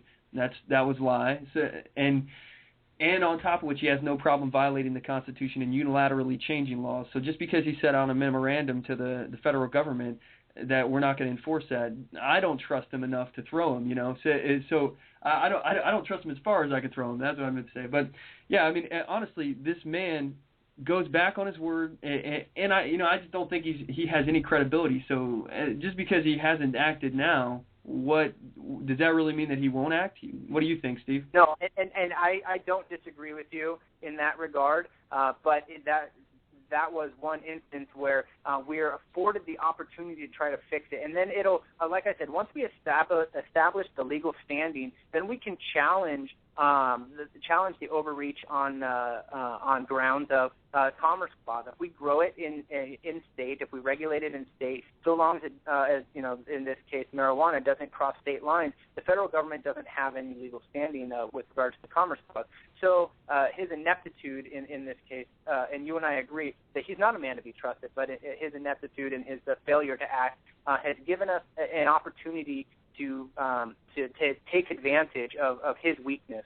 So you and I don't disagree with regard to his not being able to be trusted, and it's a very fine brush that I'm painting him with doing good things, because I disagree with him on about 99.99% of everything that he does.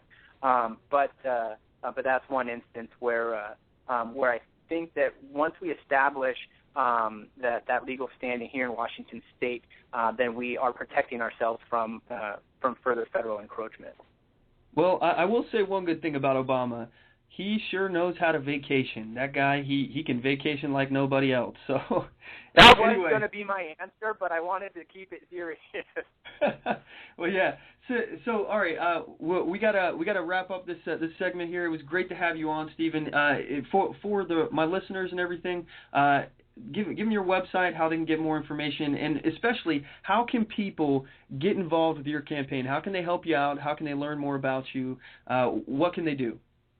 Great, yeah. www.stephennielsen.com is my web address, and then from there we're linked to Facebook, Twitter, where we do a lot of our daily activism. We're getting ready to start our ground game. We're going to be canvassing our entire district. We're going to be getting out, knocking on, hopefully 80,000 doors, because that's the number of voters. I'm looking for ambassadors. I'm looking for folks who want to stand up and try to help help get out what we're doing. Who are willing to get out there on sunny days and on rainy days, and knock on people's door and talk about liberty. I'm really pushing these liberty initiatives, trying to be proactive, trying to preempt issues that are happening in other states. I ask folks to go check me out, StephenNielsen.com. Hopefully you can put up a link to my site. I actively communicate with folks over email and on my Facebook posts because I don't pretend to have all the answers. I definitely am listening to folks, though, and people have got a lot to say. So I'm hoping to take that to Olympia. The communication. That we're having now, and really start to implement some true liberty movement in Olympia. Well, thank you, and I appreciate what you guys are out there doing. If anybody wants to get involved with him, I'm going to put his information on my Facebook page, facebook.com/On the Move Show. You can check it out, and I'll have a link there for it after the show. And again, it's been an absolute pleasure talking to you, Stephen, and you are welcome on the show anytime. And if you have any other Libertarian candidates that that you'd like to come on the show, they're welcome on as well. I'm more than happy to give you guys your time to speak, and I'll talk to you about the issues. If we disagree, I'll challenge you guys on it. But from what I'm seeing, Stephen, you got my endorsement. I like what I heard. So far, I haven't heard anything that I fervently disagree with. So I appreciate what you're doing, and thanks for coming on the show. Great, thank you for having me. All right. Okay, so at this point, we're going to take a quick commercial break. We'll be right back. And don't think of this so much as a commercial break, more as I have to use the restroom. So I'll be right back. Thanks for sticking with us.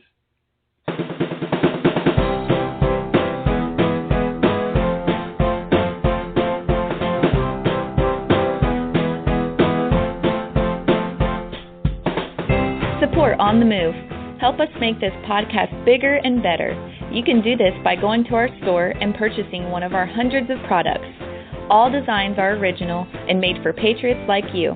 Just go to cafepress.com/onthemoveshow. We appreciate your support. Need design services? Logo design for $90, business cards, brochures, bumper stickers, signs, flyers, promotional products such as mugs, pins, bags, keychains, magnets, and so much more. Contact LaTasha Worley for a quote on your next project at Tasha, Tosha, at lworleyphotography.com today, or visit me on the web at lworleyphotography.com. And on Facebook at facebook.com/lworleyphotography, and on Twitter at twitter.com/Tasha Worley. Show your support for a designer who believes in the Constitution and your rights. And we are back. Thank you for sticking with us. When we left the show, we had Representative candidate Stephen Nielsen on the show from the Libertarian Party. And we will be having Dan Sandini of the Daylight Disinfectant on the show in a moment here. As of right now, though, we have a caller who would like to give her take on what it means to be a patriot. It's what I asked Stephen Nielsen. So we have Tank from Sounding Off with Tank and Tony. You're on. Hey, Mac. How are you? I'm doing excellent. How are you? Great. Amazing show tonight. I'm really enjoying it. Oh, I'm glad to hear. So what are your thoughts on what it means to be a patriot? Yeah, I wanted to tell your Representative Nielsen what I thought, and I sincerely hope he's still listening, because I think that I speak for many people when I give my personal definition of what it means to be a patriot. I think that being a patriot means standing up for not only what you believe personally, but the fundamental values that the Constitution was written for. And a lot of times that's going to make you very unpopular. And, in Mr. Nielsen's case, that might even lose him an election this time. But I think it's important that he still step up, and that we as individuals step up, even in light of being incredibly unpopular for our beliefs. And we continue to move forward for that cause, Oh, no, I totally agree. One thing that I kind of go by, it's a philosophy of mine, is that just because it's the right thing to do, it doesn't necessarily mean that it's easy. And most of the time, it's easier to do the wrong thing. And all we have to do is look back in our own history at civil rights movements. Like Dr. Martin Luther King, Reverend Dr. Martin Luther King Jr. He was out there fighting for liberty and equal rights. And I mean, honestly, he went to jail so many times fighting these kind of injustices. It wasn't easy, and it wasn't popular at the time. There were so many Democrats out there that absolutely hated him, and we saw that when he got assassinated. So, I mean, it's unfortunate that doing the right thing is difficult, but I absolutely agree that we have to be willing to stand up and be able to fight injustices when we see it. And I really appreciate you calling in, Tank. I'm about to have Dan Sandini on the line here. So do you have any final thoughts you want to say before I let you go? That's pretty much it. I think being a patriot is adhering to your beliefs and, the constitutional backing of those beliefs. And, doing it even when you're criticized or when it causes you to lose an election or whatever else, you have to hold true to those beliefs. And I think that is really what's going to change the future of our country, is being solid in those beliefs in the face of loss or defeat. That's just my thoughts on it. Well, awesome, and I appreciate you calling in. Like I said, Tony, it is an absolute thrill to talk to you guys. And it's funny because I'm a big fan of your guys' show. So check them out. Sounding Off with Tank and Tony. Again, I'll plug the crap out of your guys' show because I like the show a lot. Mac, we're behind you 100%. We love the show. We love tuning in, and it's always a pleasure to call in and be able to talk. Awesome. Well, thanks again, and it was great to talk to you. So. All right, at this point, we have Dan Sandini on the line from the Daylight Disinfectant. Dan, are you there? Hi, it's me, Mack. How you doing? I'm doing great. How are you? I'm doing real well. I really appreciate what Tony had to say there. I don't know her show, and you could probably tell me that afterwards, but being a patriot absolutely is doing the difficult thing. And what it means is exercising those constitutional freedoms that we have. Exercise your First Amendment, open your mouth up and say something when you see something's wrong and report on it, be active in blogging and video blogging, get your camera out. And I think the Fourth Amendment too is, a lot of people look at me and say, why do you do what you do and why do you behave the way you, the most important right that we have is the right to be left alone.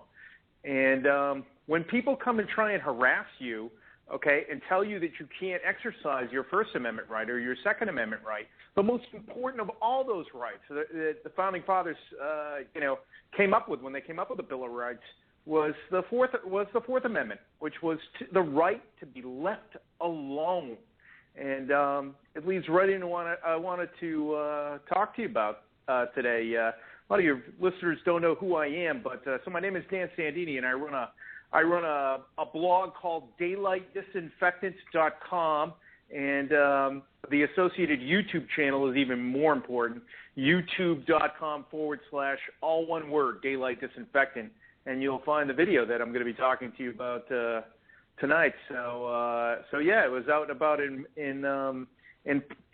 Portland yesterday, and I was harassed by the left as usual. They don't like reporters who take a different perspective than they do, and yeah, I was harassed yesterday, and people can go out and see that video. So yeah, thanks for having me on the show, Mack. Oh, absolutely. You're welcome on anytime. And Dan is doing really awesome out there in citizen journalism. So one thing I'd like to talk about, I saw the video. I thought it was incredible. So let me just paint the picture here, lay out what happened for everybody. And you correct me if I misunderstood the situation, but these guys are anti-fascist. Is that correct? That's correct. They stem from, it's kind of a weird, confusing mishmash of the left. But the folks who you're really talking about here when you dig through it, Mac, are the anarchists who hang out over in the Red and Black Cafe over in southeast Portland. And they try and make a presentable image of themselves by coming out against Nazism and fascism. And so, yeah, what you were seeing was a protest which they organized to go against Nazism. And some of the people who they've blogged about, some of the Nazis, then believe me, they were Portland Nazis, I have videoed and put up on my YouTube channel and exposed. One of them, her name is Rebecca. And so anyway, I had gone down hopefully to catch some of these Nazis. It was originally supposed to be a Nazi protest. And so the anarchists came out to do a counter-protest, and the Nazis never showed. So you're right, it's an anti-fascism protest put on by the anarchists is what you're looking at. Okay, so I found that fact a little disturbing compared to their reaction to you because, again, and I said it earlier in the show, the answer to speech that you don't like is not censorship. And it seemed like they were trying to actually implement fascist tactics by shutting you down, trying to block you and intimidate you and harass you. They were, in fact, being fascist themselves. So they were actually doing exactly what they were there to protest against. I don't understand what that was about, but it just shows the ignorance of these people. I don't get it. It completely shows their ignorance. They make assumptions about people based upon their appearances, and they are just as bad. I don't know if I go quite that far, but they are almost as bad as the Nazis. And God help us all if the anarchists get in charge. Because these people are single-minded thinking.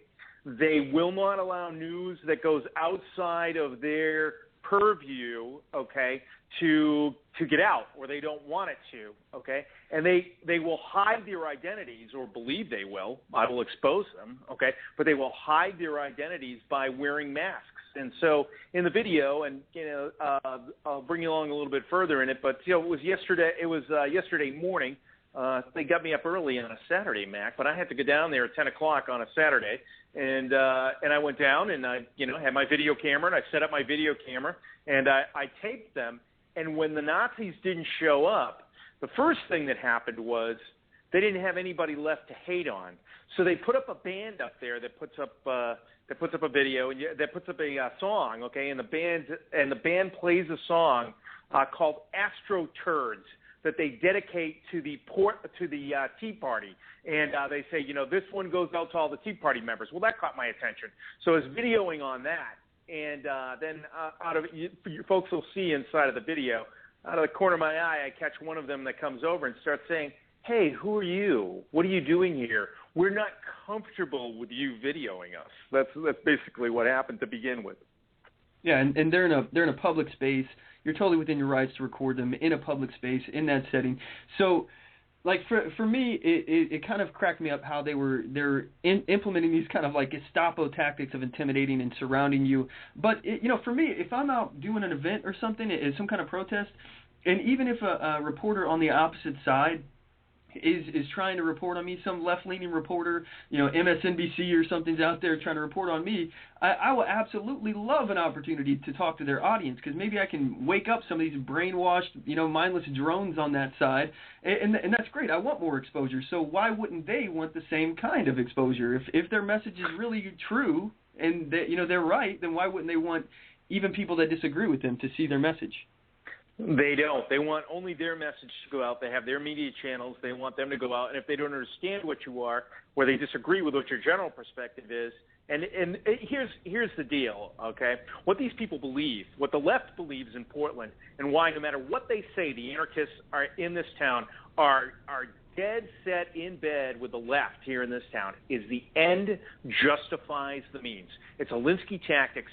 And so if it means sticking a sign in your face, giving you a shove, backing you up to a busy street, all of the things that happened yesterday from these people, okay, they will do it, okay, in order to only have their perspective of what's going down to come out. And I think really, if I realize what's going on, someone began doing the mental math that there are other cameras around, and that when they began dissing on America, Grandpa and Grandma, baseball and apple pie, the Tea Party, that there were video cameras that were rolling, okay? And they took one look at me, it's like, I wonder who that guy is, And of course, I stand for the principles of the Tea Party, and people will say, oh my God, it's a Tea Party whack job. Hey, look, the Tea Party means exactly what Rick Santelli said. It's not a real party, okay? But it is a set of principles which say smaller government, lower taxes, and personal responsibility for your actions, okay? Those three things are what the Tea Party stands for, okay? And so these guys probably looked at me and said, I wasn't wearing a sign that's the Tea Party or anything like that. I didn't have any kind of a sign or anything that disrespected them. That I didn't even have anything that said anything on me. I was just in plain clothes, okay? But they didn't know who I was. And so they began doing the math, and it was like, oh, gee, I don't know what's going to come out of that particular. And you hear the guy say, every time I watch the video, and it'd be interesting if your listeners, go out to youtube.com/daylight disinfectant. You'll see that video there. Listen to what the guy says. And what he says to me is, I noticed, this is creepy, I noticed you had more than one camera. Are you from the media outlet? I'm like, okay, so having more than one camera makes me from a media outlet? I had my cell phone and my Sony Handycam. Okay, that makes me an enemy, and it's just ridiculous. So in any case, they to get on a little bit further with the story on what happened, but they backed me up to the NATO Parkway, and if your listeners know what the NATO Parkway is, okay, so they had a bunch of them that continue to push signs in my face and back me up, and of course, you could stand your ground, but it's going to end up in a physical altercation, and that's the last thing that I really want. Maybe they know that about me too, but there's plenty of guys that comment on my channel and said, hey, I would have backed up 1 foot. I would have leveled every one of those people while just standing there. I really don't want to spend my day in an interaction with the police, so I'll back away from a conflict and just say, hey, look, leave me alone. And you can hear me say it a million times, leave me alone. But I also know what is like raid or kryptonite to the left. And do you know what that is, Mack? What's like raid or kryptonite to the left? Well, I know because I watched the video, but feel free. Tell the listeners, please. any kind of policeman or a police cruiser. So I always kind of keep in the back of my head where the cops are. And so I just began to back slowly up to the cops. And then when the light changed at the Needle Parkway, I could back up to the cruiser. And you'll see what happens to them. There's nothing that keeps them away from me except when I get near that police cruiser. And they don't want to. None of them. It's so funny to watch because it's like a force field, you know what I mean, for the anarchists. Yeah. There's other folks who don't care, you know, but the anarchists, they do not want to be near those. And it's because most of them have to wear bandanas, okay, because they're wanted on a warrant or something like that. They don't want to come. They don't want to go near the cop. They don't want to get any kind of altercation with the cops. So it turns out, you know, they back up and they go back over the protest. And I went back over for a little while afterwards, but it was breaking up at the time, and I went home and wanted to get the video up. But yeah, that was stage one of yesterday, it's kicking off spring here. It's like Christmas time in Portland come May 1st because every leftist whack job in the world comes out of the woodwork. And yeah, so yesterday was a great day for media intimidation, and folks can see that video out at youtube.com/Daylight Disinfectant. And I did want to come on your show and talk about it. More stuff happened last night. I was assaulted twice last night at anti-police rallies. And those videos will be coming out. We'll be naming people. Those videos will be coming out. We're still working on those right now. But, yeah, so it was an interesting day in downtown Portland, Mack, and I did want to come on and talk to you about it. Well, I appreciate you coming on and letting my listeners know about what's going on. And commies and anarchists, beware. Dan Sandini is on the prowl. He will record you, and you will get busted. So, look, I love what you're doing, Dan. Keep it up. One of these days, I'm going to be able to come out with you and do some of these. I'll be your cameraman or something. I'll just come out and join you on one of these things, especially come May Day. I'm planning on being down there. So, and I know you were talking about BlogCon, so I'm planning on being there as well. So, Dan Sandini, one of the greatest guys I've met. He's so nice. Check out his website at daylightdisinfectant.com. At this point, Dan, we're going to go ahead and cut to a commercial. We're going to start wrapping the show up. We got about 8 minutes left. I appreciate you coming on. Thanks again, man. Thanks for having me, Mack. Anytime. We'll see you in downtown Portland in the belly of the beast. Thank you to your listeners for watching the videos. DaylightDisinfectant.com. Thanks a lot. All righty. Take it easy, Dan. Thanks again for coming on.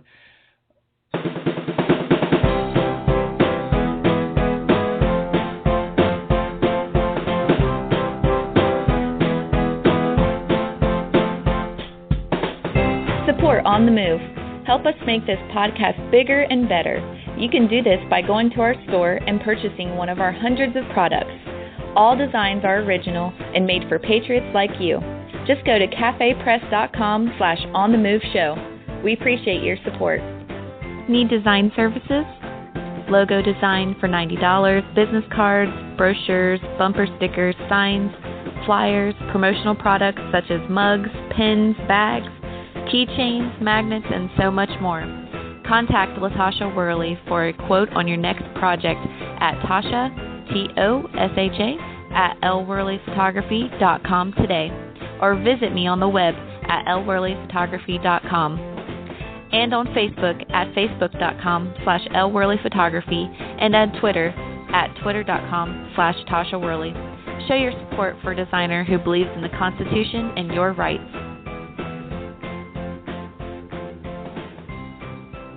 And we're back. I appreciate you all sticking with us. We have about 7 minutes left in the show, and I'm going to be plowing through a bunch of information here that I wanted to get to. And the topic that I want to talk about is this. We're coming back to the Dianne Feinstein CIA spying thing. So does anyone else see the irony here? All right, she has absolutely no problem with the national security spying on every single human electronic communication. They're storing every email, text message, phone call, instant message, Facebook post, tweet, and whatever else you can think of in this giant data mining database. All right, she's actually defending the actions of the NSA at the same time, as she's saying the CIA is messed up. So she said that in the interview that she said defending the NSA, she's saying that the NSA is carefully vetted to make sure that they're not going to do anything illegal. All right, well, the CIA has that same vetting process, obviously. So are they above any kind of corruption? No. I mean, right now you're telling us that they spied on you. So if the CIA can go corrupt, what's to stop the NSA? So first, let's break down Feinstein's arguments, okay? She says that America is still the great Satan. She argues that we're a target for terrorism, that we need to trust our government to protect us from these terrorists, and to allow them to continue violating our rights to defend us from these evil people in the world that want to hurt us. So how's that working out for us? Did they protect us from the terrorists in Boston? No. They were even warned about these brothers from the Russian government, but they didn't do anything to protect us. Why should we continue to put our trust in these people when they blatantly violate the Constitution? And she also went on to say that we need to spy in a way that respects people's privacy.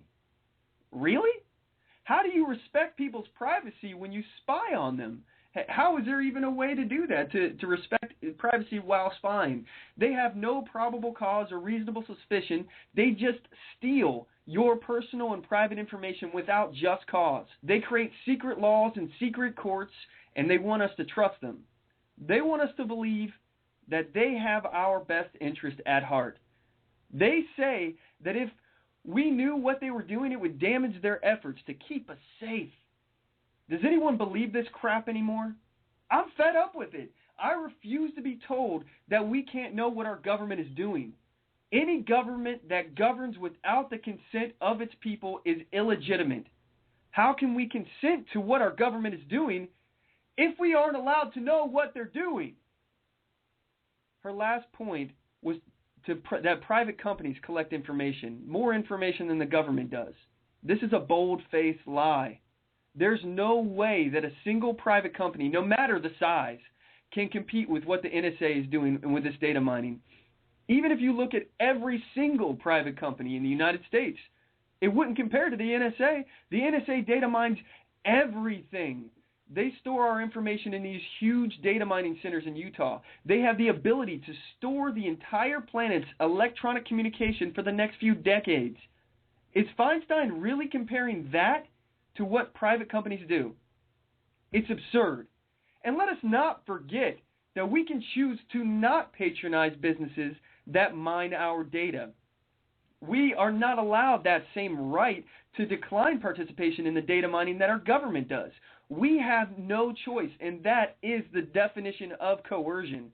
All right, so at this point, we're going to cut into we're going to have to slam everything together here, but we got the listener challenge coming up, and here we go. I challenge you to a duel. Did you hear that? Sounds like it's time for a challenge. Listener challenge. Listener challenge. Listener challenge. Listener challenge. All right, this is the part of the show where I challenge you all to get out, get active, get on the move. Your mission, if you choose to accept it, is to join our Facebook group. Just go to facebook.com/groups/on-the-move-show. Join the group.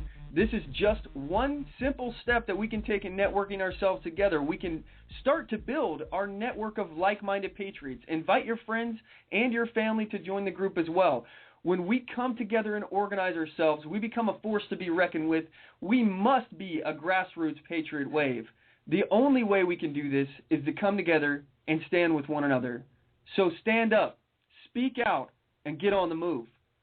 All right, so at this point, we're going to go ahead and wrap up everything. I really appreciate all of you, my listeners, for tuning in today. And if you want to participate in the show next time, or you want to let me know how we did, send me an email at talk@onthemoveshow.com. Or next show, you can give us a call at 619-924-0986. And again, I appreciate you all. That's our show for today. Again, thank you, my listeners, for tuning in week after week. We really appreciate your continued support.